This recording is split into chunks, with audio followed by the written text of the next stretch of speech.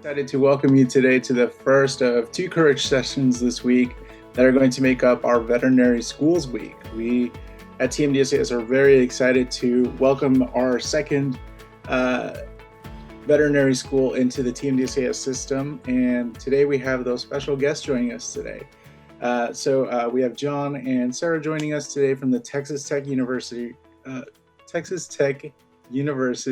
College of Veterinary Medicine. So I'll like to ask you all to please introduce yourselves. Sure, I'd be happy to. So welcome everybody. We're super excited to be able to share our wonderful program with you today. My name is Dr. John Descanio. I'm the Senior Associate Dean for Academic and Student Affairs with the School of Veterinary Medicine. My background is as a theriogenologist, which is an interesting term that nobody knows the answer to. But it basically means that my area of interest is in animal reproduction. And I have been at veterinary schools for a little over 30 years, working both in the field and in the hospitals, serving clients. So welcome everybody, and we'll be able to tell you a little bit more about our program in just a second. Sarah? Yeah, hi, I'm Sarah Ennis. I recently just started as the Director of Student Services and Admissions for the new College of Veterinary Medicine, and I'm so excited to be here today. A little bit on background on me. I'm a West Texas resident. I grew up in Amarillo, Texas, and then went to Texas Tech for my master's in higher ed. I've been working with the HSC College of Pharmacy for many years in admissions and student success. And now I've come back home and I'm working with John, and I'm excited to work on our admissions. So you guys, please feel free to email me. Personally, we'll share our details, I'm sure, with Enrique, but we're excited to be here. Thank you so much. And again, of course, I am Enrique Hasso. I'm the Associate Director of the Texas Health Education Service and the host of the Inside Health Education podcast. So thank you both so much for joining us today. I know there are tons of things to get ready as the new veterinary school is about to get ready to start accepting applications. But before we get too far ahead of ourselves, Dr. Descanio, I believe you do have a presentation that you'd like to share with us today. Yep, I'll go ahead and share my screen with you. Okay. Can you see that okay? Yes. Great. So I just wanted to spend a few minutes just kind of updating people on where we're at with our program. And first thing I want to mention is that although we are a new program, this has been 50 years in the making. So back in the 70s, they actually approved a school of veterinary medicine at Texas Tech, but it was not funded at that point. And then kind of in 2014, 2015, the idea was rekindled due to the need for veterinarians and the fact that we had more students going outside of Texas to get educated in veterinary medicine than we had staying in. And so it was created, reapproved, and then has significant funding for that program to go forward. And so we actually started the facilities. The groundbreaking was in 2019, and we're well on our way to building our facilities, which I'll share with you in a second. We are seeking what's called a letter of reasonable assurance from the American Veterinary Medical Association Council of Education to actually start our program. And the Council of Education just met this past weekend, and we'll find out about our letter of reasonable assurance within the next 30 days. Once we receive that, then we can actually admit our first class. And that's why our admissions cycle is kind of following behind other programs for this first year, since we have to go out and seek that letter of reasonable assurance. So we are located up here in the Panhandle. Just wanted to share with you, each one of these dots represents about $20 million in livestock, poultry, and their products, and kind of outline where some of the other veterinary programs are in this region. But we live in a very dense agricultural area. One of the reasons why the school is located where it's at. Within about 150 miles of Amarillo, there's over 6 million cows, as an example. So we have two facilities. One is our main building, which is located in what they would call the hospital district in Northwest Amarillo. We have a second facility called Mariposa Station, which is where our large animal facility is going to be located. So if we kind of blow up on the Health Sciences Center in the hospital district, we have some other professional degree programs that are right next door to us. So we have a School of Medicine and a School of Pharmacy. They're part of the Texas Tech University Health Sciences Center. We have a Human Simulation Center, which is right next door to us, which we're very excited to work with.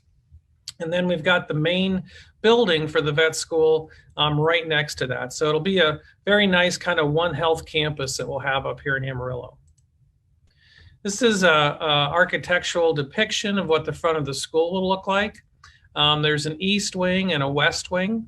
And then this is a central lobby, about 5,000 square feet, right in the middle.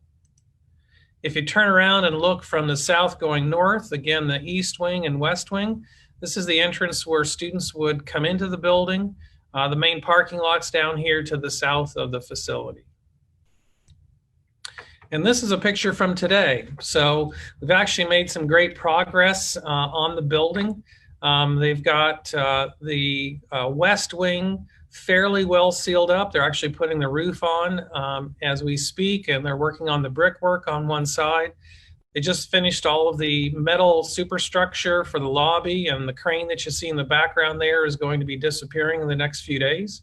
And then the east wing here, they've got all the superstructure and they're working on all the metal studs to form all the rooms. So we're super excited about the progress that they've made. This is a depiction of what the lobby is going to look like. So the great double T for Texas Tech. All of the student kind of areas and student services will be down through this hallway down in the east wing. I'll show you some more pictures of that here in a second. This is a look down that hallway that the students would be in. So a lot of breakout rooms along here for small study groups, in addition to the lecture halls. And then the Office of Academic Affairs and Student Services is located just off this hallway. This is the floor plan for the first floor. So we've got a whole bunch of breakout rooms all along this hallway for student study spaces or small group discussions. We've got two big classrooms here that are convertible into active learning classrooms. So in addition to having sort of the regular, displays in the front of the room, they've got televisions all the way around so we can break the tables up into whatever partitions we want to. And then we've got a very large classroom where we can have the entire School of Veterinary Medicine community meet and serves as our third classroom. Then we've got the large lobby in the middle, which is our kind of our community space. Lots of lockers for students and staff and faculty. And then we're very proud of the fact that we've got some great dedicated clinical and professional skills spaces. So we'll probably be the program in the US that'll have the most square footage dedicated to clinical and professional skills. We've got two different clinical skills rooms. These are the rooms where you really learn hands-on skills. And then there's 10 examination rooms for professional skills training, communications training, where we'll have actors come in and work with the students, and we'll do that every single semester while the students are here going through how to take a history, how to have difficult conversations, talk about euthanasia, people who are mad about their bills, really trying to get the students prepared well for when they go out into practice. A diagnostic imaging suite with a CT machine, induction area for surgery, and we'll have our dentist dentistry procedures will occur in that induction room, short and long-term dog and cat housing. And then we've got a big anatomy and necropsy area. We'll be able to do Friday pathology rounds. And then we've also included in here what we call a maker space. It's kind of a mad scientist lab, if you will. We'll be creating a lot of our own models that we'll use in our educational program. So things like dog ear canals or horse carotid jugular veins. We'll create all that stuff in this maker space. The second floor on the east wing has all of our faculty offices. So that's why the building's kind of a weird shape, is to maximize the number of windows that we can get in that structure. We've also got room for graduate students. So we'll have a PhD and a master's program. Active research will be going on. When you cross across the lobby, we've got all these research labs. And so there'll be opportunities for students to participate in that as well. This is a rendering of what Mariposa Station, again, 2.5 miles away from the main campus, will look like, and a picture of the arena that will be out there. So this is primarily going to be the large animal facility. When you look at the layout of it, we've got an academic and support building. We've got both horse and cattle clinical skills areas. The arena, an isolation area to be able to teach students about using personal protective equipment to deal with infectious agents. And then we've got a couple of lots where we'll have cattle in, and then a teaching area in the middle with headlocks. So be able to do some labs in that area as well. This is a depiction of what the layout is for that main building. We'll have another 100-seat classroom there, lots of storage and lab space, and then lockers and boot wash. And then the Bovine Skills area has a set of headlocks in it, so we'll be able to put at least 10 cows in there and be able to do teaching in that space. And then 12 stocks for horses on the other side. And so we're well prepared to deliver a clinical skills program. So just to talk a little bit about the curriculum, we have a very hands-on curriculum. We will try to limit seat time for students to between kind of 14 and 16 hours a week, and the rest of that will be spent in laboratory situations. So really giving you the opportunity to get out and get your hands dirty and to really become confident and competent as veterinarians. So we've already talked about sort of the communication aspect, but then that technical proficiency with all of the skills-based training that you'll get. What our curriculum looks like, it looks quite busy here, but I'm just going to highlight some items. So we have some themes that run throughout our curriculum. One of them, again, is that clinical and professional skills each semester. That's where all of our laboratories will be embedded. And then we've got what's called a clinical presentations course. So we'll be bringing clinical case material downward into the curriculum to show you the relevance of what you're learning. So while you might be talking about parasitology in first semester, you'll be learning about some clinical cases of animals that maybe had high parasite loads, or how people dealt with an outbreak, anemia in a group of animals, as an example. So we've tried to continue that theme all the way through into the higher semesters. And then that continues on into our third year with our fifth and sixth semester. Our clinical year is in a community-based program. So we do not have a regular veterinary teaching hospital. We have partnered with practices to help us to deliver our clinical year. We will have some of our faculty actually embedded in some of those practices, delivering some clinical activities and teaching students. And so we're very excited about that. So we have about 18 credits of core that everybody has to do.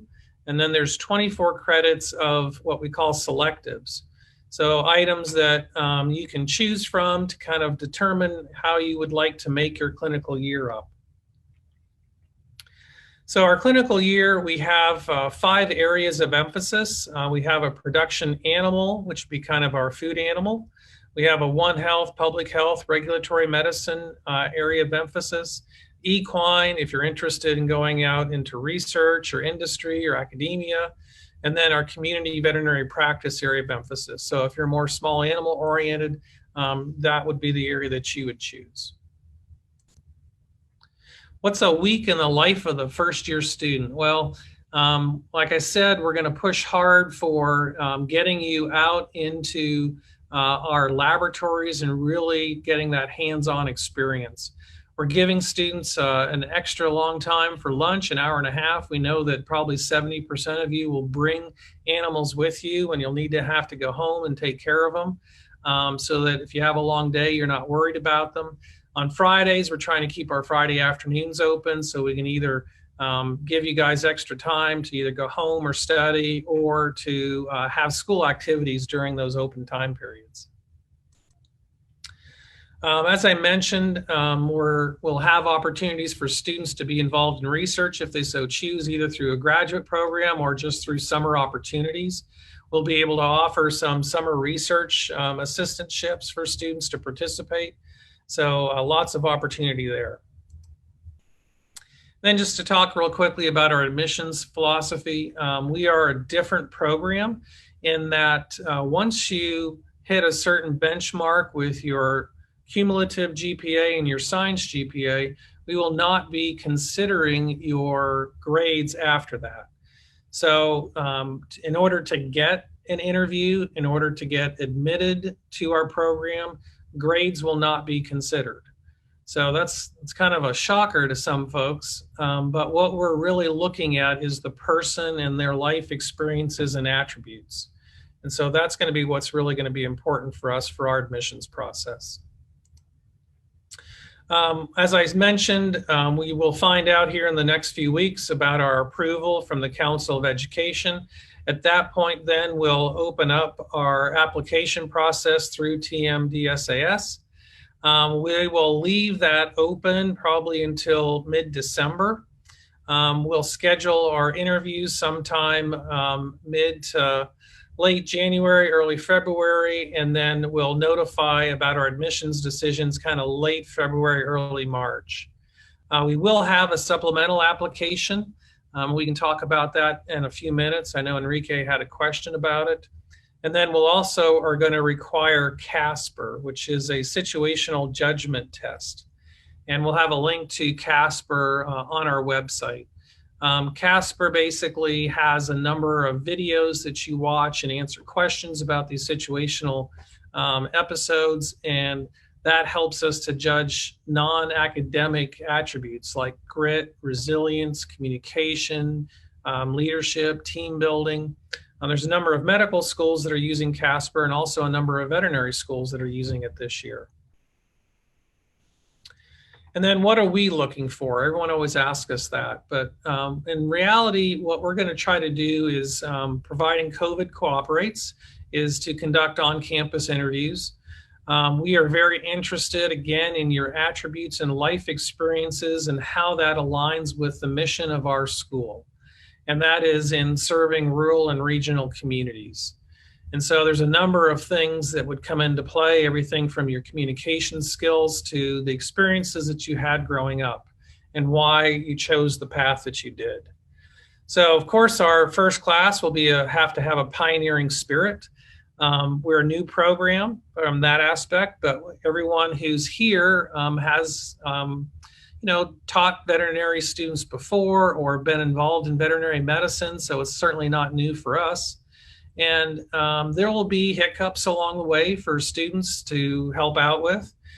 They will actually determine the traditions for the school. So that's going to be a great experience. The first class, if you think about it, has full run of all the facilities.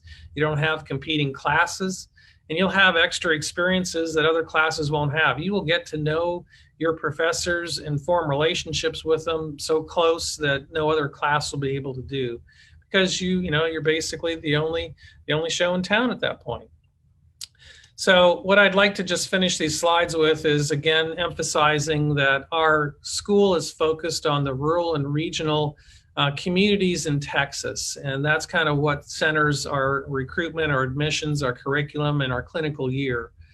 The other thing that is very important to us is providing that access to education in Texas, and then making sure that it's an affordable program. So our tuition and fees will be set at $22,000 per year.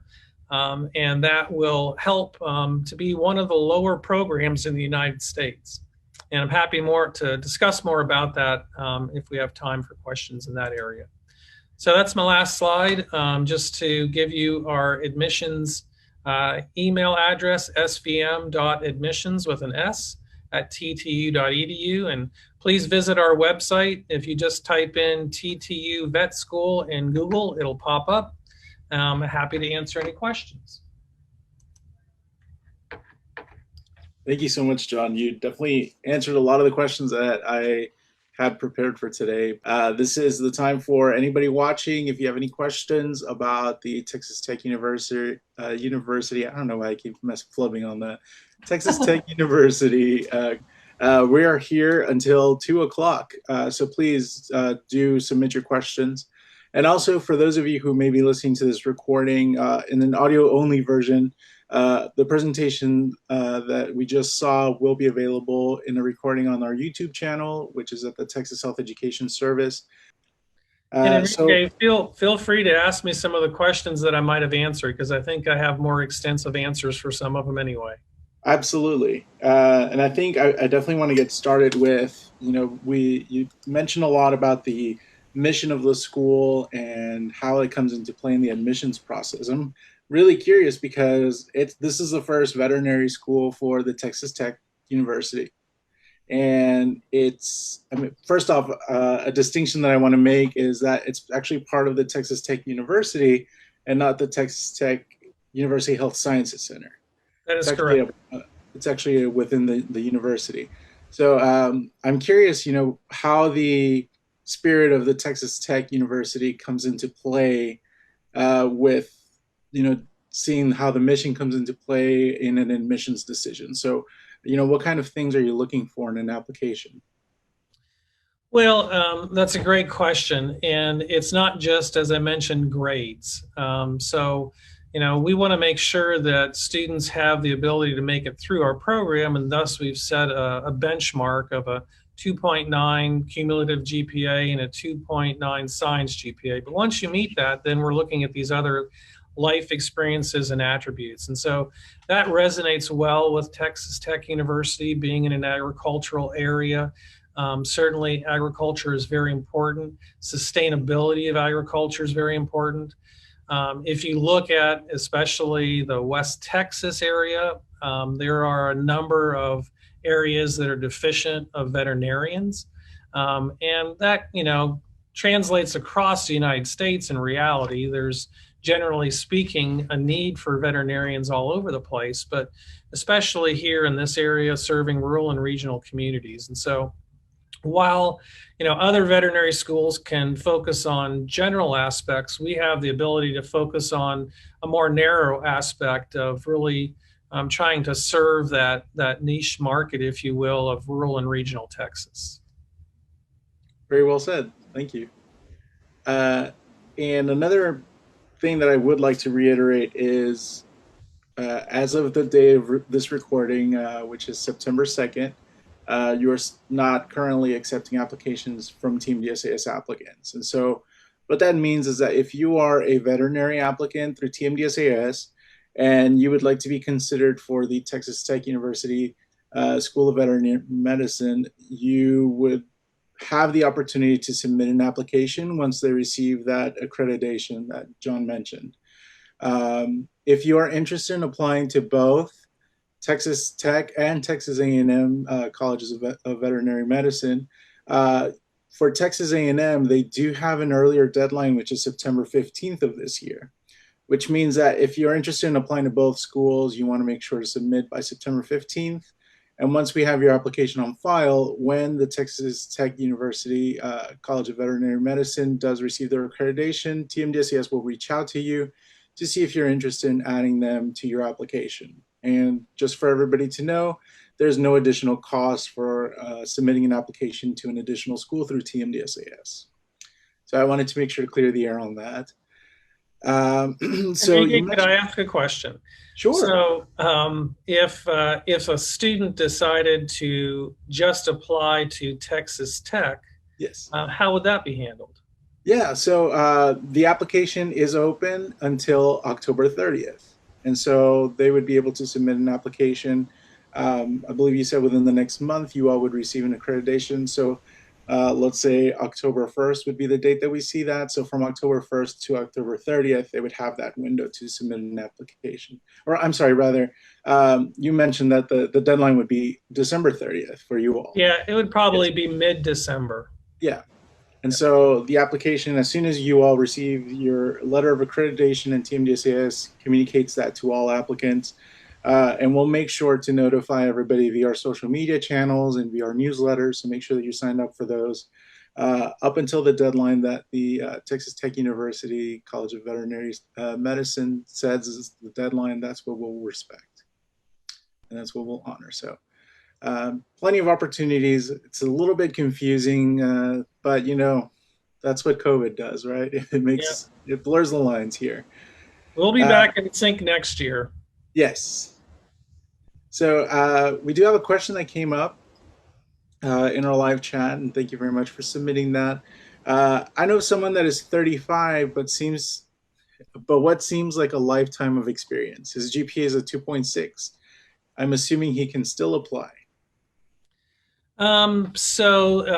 Again, we would require a minimum of a 2.9 cumulative GPA and a 2.9 science GPA. So they could take additional classes and potentially replace courses to try to bring their GPA up. But at current where they're standing at a 2.6, they would not be eligible.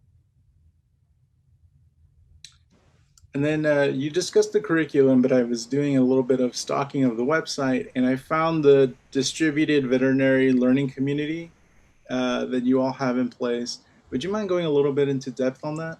Yeah, that'd be a great thing to talk about. So rather than having a bricks and mortar veterinary teaching hospital, we will be working with a distributed veterinary learning community. Basically, those are veterinarians throughout Texas and some locations elsewhere, such as New Mexico. These are private practitioners who are very engaged in wanting to educate veterinary students. So they're super excited about that opportunity. And we'll work with them to make sure that they learn how to teach students. So providing positive feedback as an example in their mentoring of students.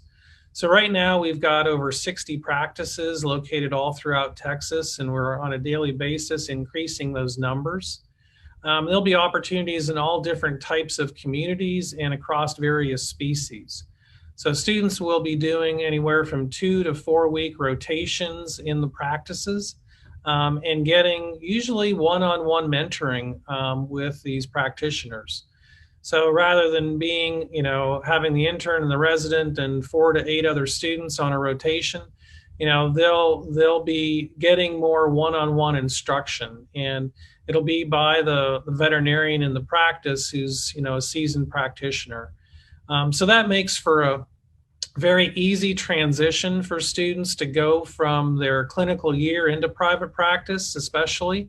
Now, while we've got the other areas of emphasis, they can certainly go in those, but we're just kind of talking about practice at this point in time. But it makes a very seamless transition because they've been seeing all the types of cases that they're going to see when they're in normal practice, primary care rather than a lot of referral medicine. So it's a little bit of difference in the program type, and we feel very strong that students get a great practical experience from this. And if you think about it, they're in a 1-month job interview.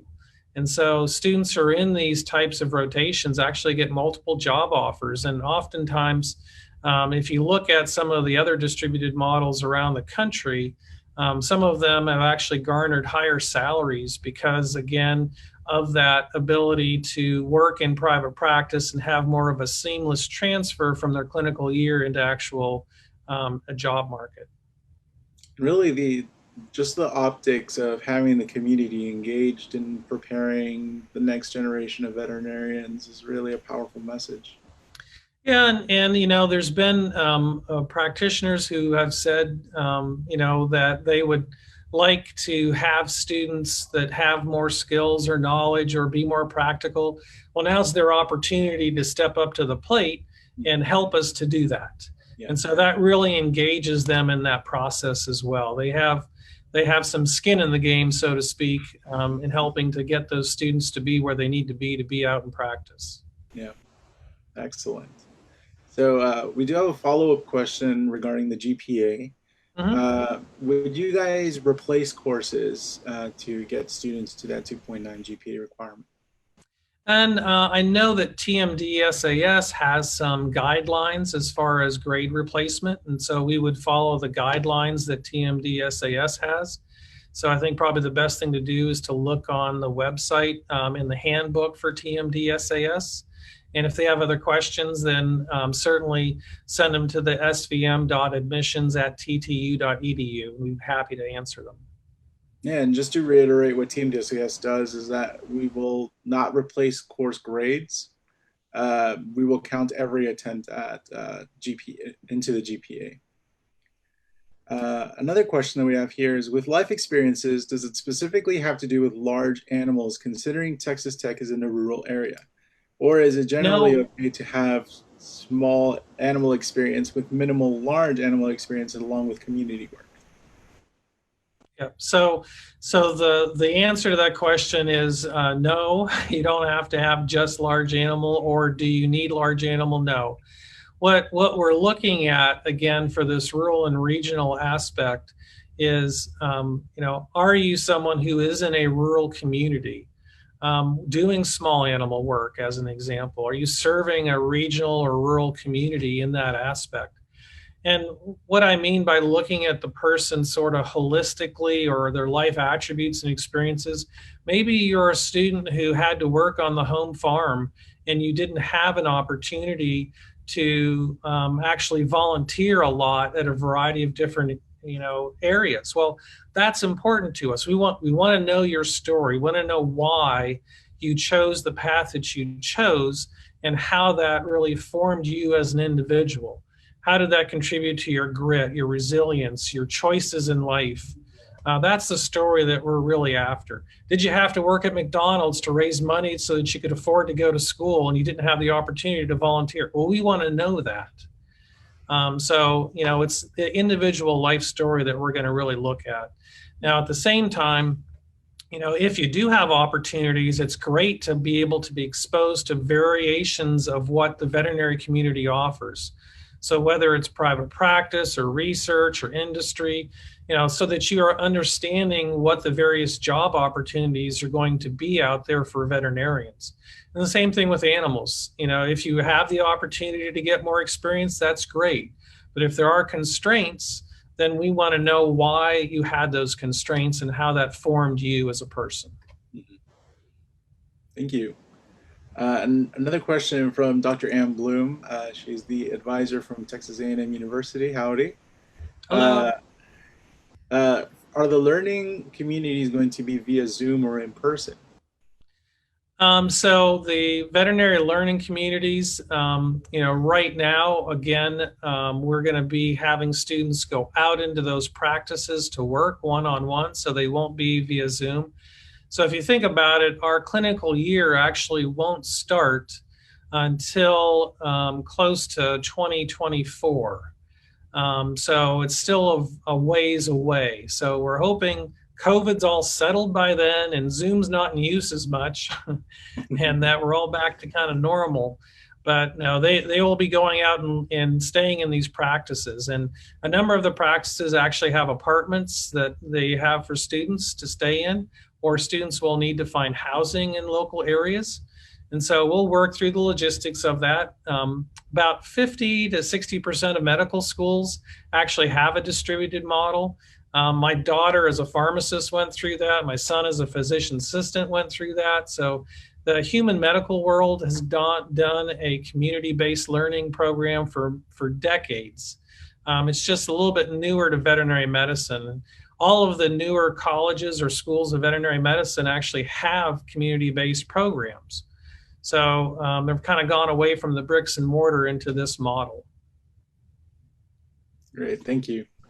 And we have a question here. Could you explain the process regarding the letters of evaluation? And for veterinary schools, I do want to kind of explain here that you all don't actually accept letters of recommendation or letters of evaluation, but rather an evaluation form. Yeah, so we will be using the same evaluation form that they will have submitted already if they had applied to Texas A&M. So we'll be using those same forms for our program as well. Great. So let's kind of get into some questions regarding the admissions process now. You mentioned some of the core competencies like resiliency. What other competencies should veterinary applicants have in mind that they want to present? Well, if you think about, being a veterinarian in practice and what you do on a day-to-day basis, it's communication skills, teamwork, it's, having that resilience and grit, it's leadership in your community. So there's quite a few of them that are non-academic attributes that are going to be important for people to either have or develop. Now, we will have an extensive professional skills program at our school. And so we will help students to gain even better professional skills as they go along. And so all those aspects that I talked about, we'll continue to work on. But the real hard one that oftentimes is difficult to assess is that grit and resilience. How do you overcome adversity, or how have you worked through challenges in your life, and how have you responded to that? Because I will tell everyone here, no matter where they go to veterinary school, once they start that first semester, that's going to be a challenge. Whether it's medical school, dental school, veterinary school, the amount of information that comes at you in a short period of time is something that you need to relearn how to study. And so having some of those innate skills to begin with really will help you to get through veterinary school or any professional school. Yeah, great. And then I know you didn't mention it, and I'm kind of leading the answer with this question, but will the GRE be used? Right now, we are not using the GRE. We will look at other aspects for students. You mentioned someone who was 10 years out, and what could they do? There are timelines in relationship to when your prerequisites run out, and for us, it's 10 years. I think most veterinary schools are like that. And so for some of those applicants that are beyond that 10-year period who want to apply, our admissions committee will look at potential ways for them to qualify through either their credentials, or maybe we will have them take the GRE. We're not sure yet. We're still looking at that aspect of how we could accommodate those folks that are more than 10 years out. But as of this point, the regular applicant, no GRE. Excellent. Now, in that map that you showed us with the density of livestock and poultry that you have around the Panhandle, and also in neighboring states, kind of begs the question, will non-Texas residents be reviewed? So as of right now, we are only accepting Texas residents, and that's due to our funding model. However, I will add the little asterisk and footnote that we are working with some folks in New Mexico, and we may take a small subset of New Mexico residents for this application cycle. We're still working out the details of that. There are some border counties, especially around Texas, that may be able to qualify for in-state tuition, as an example. But we already have an approved method for out-of-state tuition if we're able to take those New Mexico residents. But it'll be 90% Texas residents and maybe a small percent of New Mexico residents. Other than that, we will not accept other states. And could you reiterate what the size of the first class will be? Yeah, so the first class will have 60 students, 60. And then the second year we'll have 80 students, and then the third year we'll have 100 students. And then it'll plateau at 100 students per class. Excellent. Now, you mentioned the supplemental application earlier. Could you walk us through what students can expect for that? Yeah, for TMD SAS, you all have 3 essay questions that the veterinary students have to answer. We will also have 3 essay questions that are related to our mission of our school in serving rural and regional Texas. And so they can expect those questions to be kind of centered around those mission specific areas.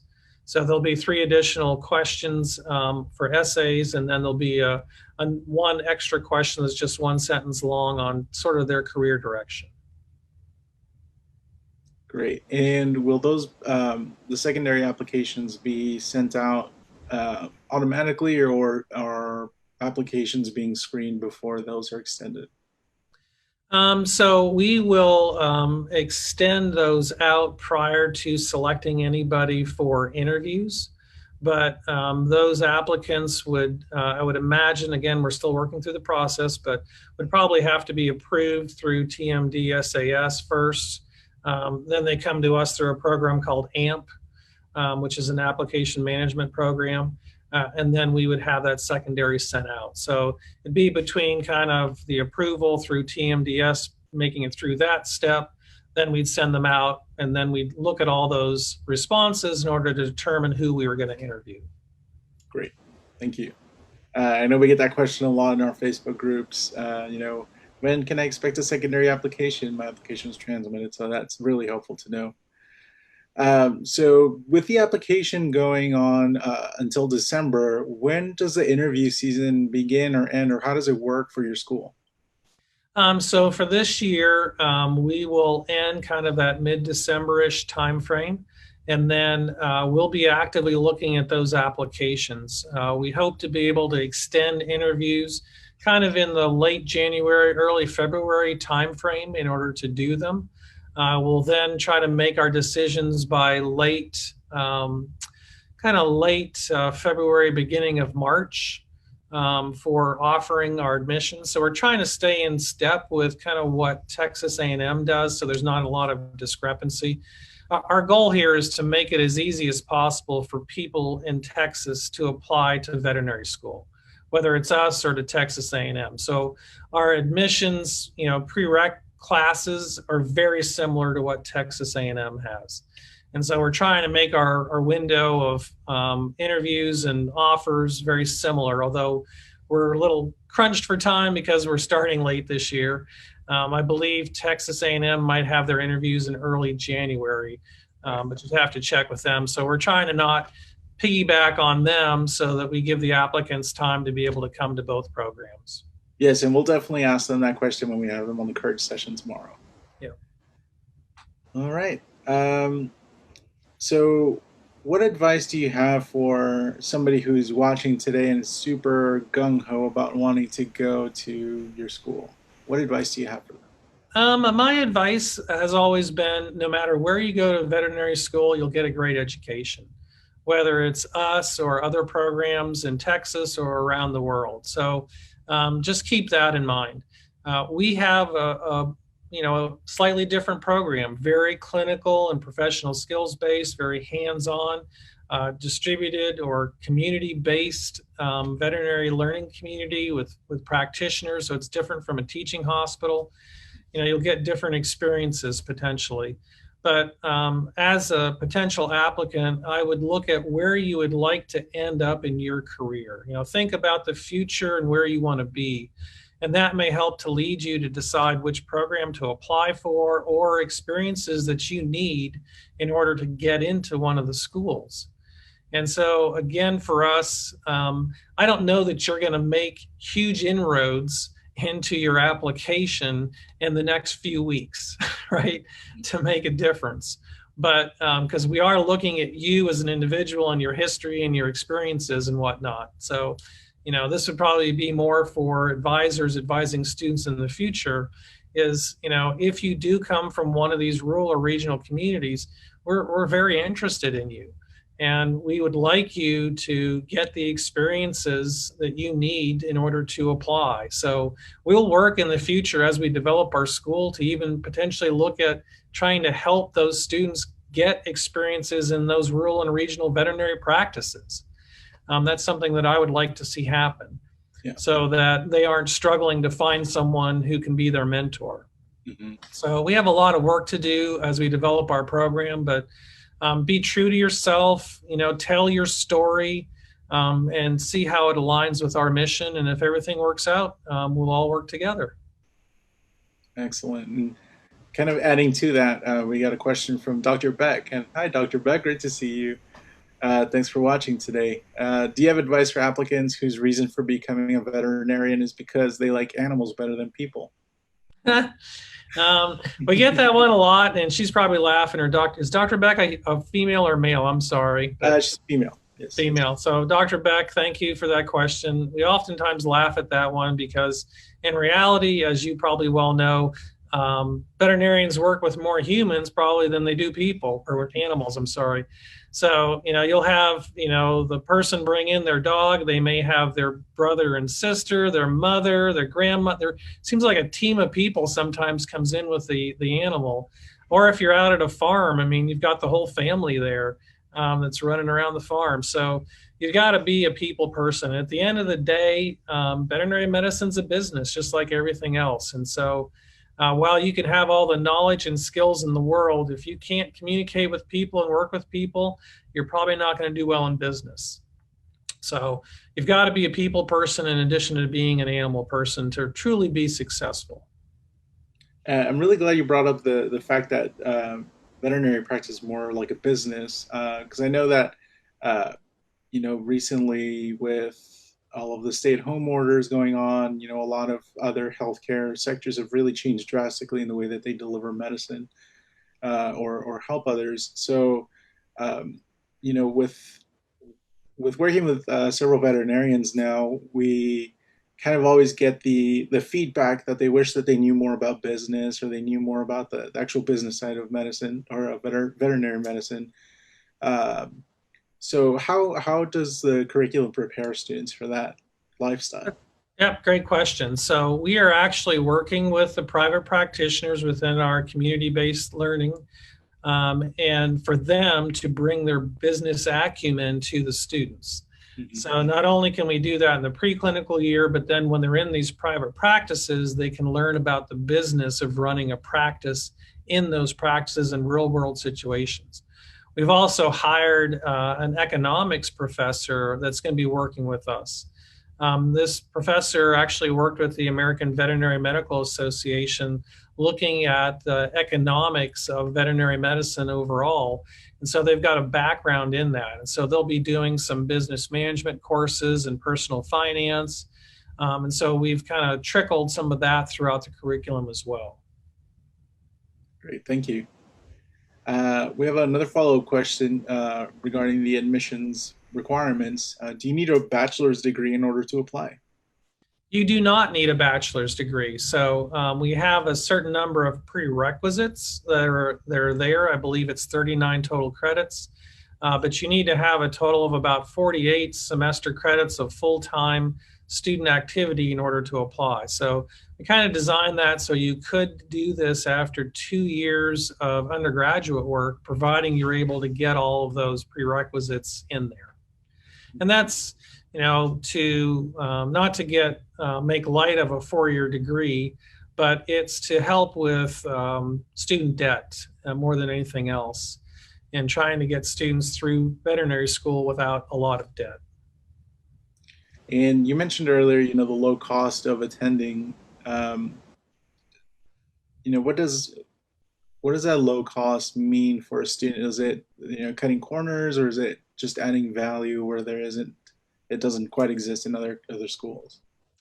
Well, I think we're lucky in the state of Texas. Both Texas A&M and Texas Tech are funded well from the state, from the aspect that student tuition is somewhat subsidized. And so we can offer a lower tuition to students for Texas. And that's one of the reasons why we're in existence, is to be able to provide that affordability. There's still hundreds of students, even after Texas Tech and Texas A&M, both those programs, there's still hundreds of students that will need to go outside of Texas to get an education, and they'll all be paying out-of-state tuition. And so, having that affordability is important. So we are also working very hard on scholarships to drive that cost even lower. So an example is in that clinical year, we have already $750,000 that we've gotten in scholarship donations to help with travel, to help students pay for travel into these various community practices. So, and we're still many years away from delivering that. So we hope to raise millions in order to help with those scholarships. And, that's a huge burden for all students across the United States is student debt. And so we really want to make it affordable and accessible for everybody. Great. And I think this question might be for Sarah regarding some student services. I know we're still just a little less than a year out from when a lot of these will start being used, but what kind of student services are being developed right now to help prepare students on day one? Yeah, so John has tasked me with working on orientation. So we've been looking at avenues of that. A big part of our student orgs will be well-being. So we'll be having monthly activities for that, for students to focus on well-being, because we understand we want our students to be well-rounded. And so that's going to be a big aspect of my role, is making sure that we have active student events. We'll have a white coat ceremony eventually. And then we'll be developing that. So like John said, that inaugural class is really, they're going to have that pioneering spirit to leave that legacy. And so we'll be working with them to develop what does that look like for our students. Right. Yeah, and we'll we have no student clubs yet, organizations, but the students will be there day one trying to get them started. And yeah, we'll have the typical ones, the small animal surgery club, the food animal club, the equine club, the zoo and wildlife club. We'll have all those that are typical for a veterinary program. Mm. The other aspect that I want to make sure we mention is just that we'll have a lot of academic support also for students. So we'll have an early intervention program. So for students who will potentially be at risk of failing out, we will intervene with them early on to try to coach and mentor them to make sure that they are successful. We actually have a full-time psychologist on our staff who will be able to provide counseling for students. And we'll try to make that as accessible and as transparent and as easy as possible, because my experience being in this many years is that students who need help don't often ask for help until it's too late. And so we're going to try to be as proactive as we can to be able to make sure that they don't see it as a stigma to get some of those services. Excellent. And we've talked with several of the schools. Wellness is such an important factor that comes into play when you become a healthcare professional. So I'm glad to hear that. We have a follow-up question regarding the interviews. Could you share with us the interview process that you all will be using? Will it be traditional interviews or MMIs? We'll do a form of MMIs. And so we are working with our psychologists to help to develop those. And they will be looking at some of those non-academic measures I mentioned earlier: resilience, grit, empathy. And so they will not be strict MMIs. So some students may have been familiar with those, where you get a scenario on a door and you walk in and you've got like 6 minutes and you really don't have an interaction with the other person. And then you leave and you go do the next one. Ours will be a much more relaxed format. It'll be a more extended time period. We will probably have a scenario for them to go through, but then we'll also have time to talk with them to get to know them a little bit more as a person. And we may have other activities that we do. We're still working on that, whether they be a team-based activity that multiple people do or even a skills-based activity. We're going to try to look at a variety of different aspects. Excellent. So we just have a few minutes left, but I do want to make sure that we make enough time for this question. With obviously COVID affecting so many students, not just current applicants, but also future applicants who may have missed out on some amazing opportunities over the summer or even now into the fall. What advice do you have for them to, keep pushing forward to meeting their goal of applying maybe a year or two from now, but staying active as well in the process?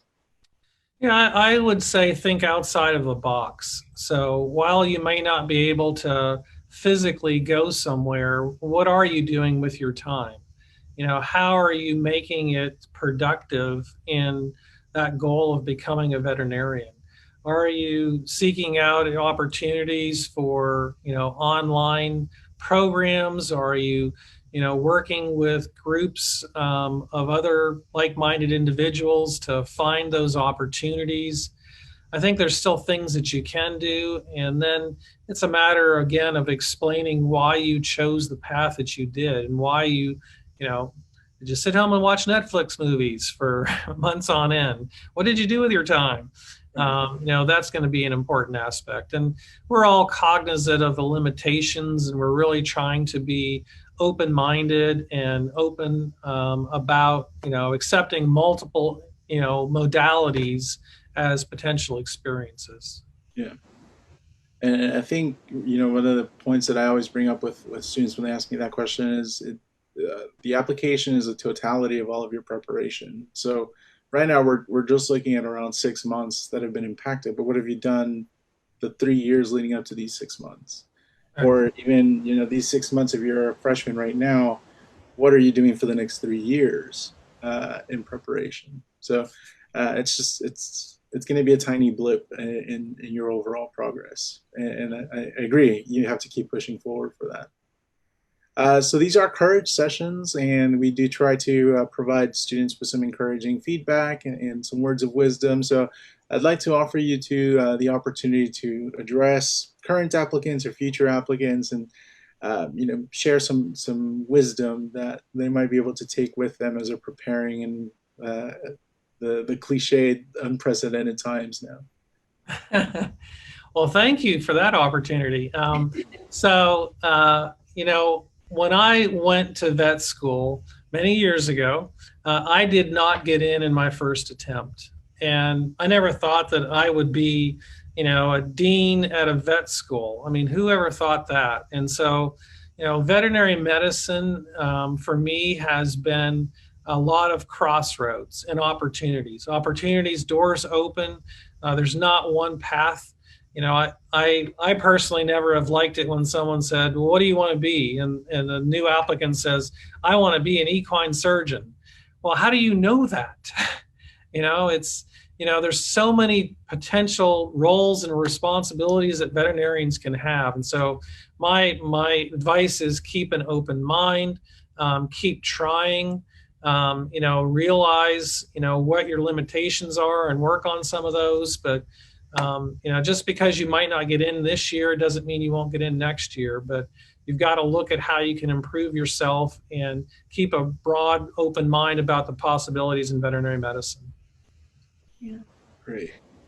And I would just like to add, just as an applicant, as you're applying, use us as a resource. I mean, I'm sure you guys have questions about the program and what to expect, and that's what I'm here for, and I'm happy to help all of our applicants. So y'all just email us at that svmadmissions@ttu.edu. I reiterate everything that John said. I think learning what your niche is and what you want to go for and what you're passionate about is vital to those that are applying to any program. And so if you have a passion for veterinary medicine, make sure that, you pick the school that's best for you. And we hope that you choose ours. We just want you to be excited because 4 years is a long time. It's going to be a long time before you graduate. And we want you to be happy when you graduate and that you chose the right thing for you. And it goes by in a flash too. Yeah. I bet. Yeah. All right. Well, thank you both so much once again for joining us and having such great insights. And again, the recording of this episode will be available on the Facebook page and on our YouTube channel. And we'll also release this on our podcast for those of you that like audio-only recordings. And on behalf of the Texas Tech University School of Veterinary Medicine, nailed it, and the Texas Health Education Service and TMDSAS, We'd like to wish all of our applicants all the best of luck. We know it's difficult, but it's going to be worth it for you. So thank you all so much, and we'll see you soon. Go Red Raiders!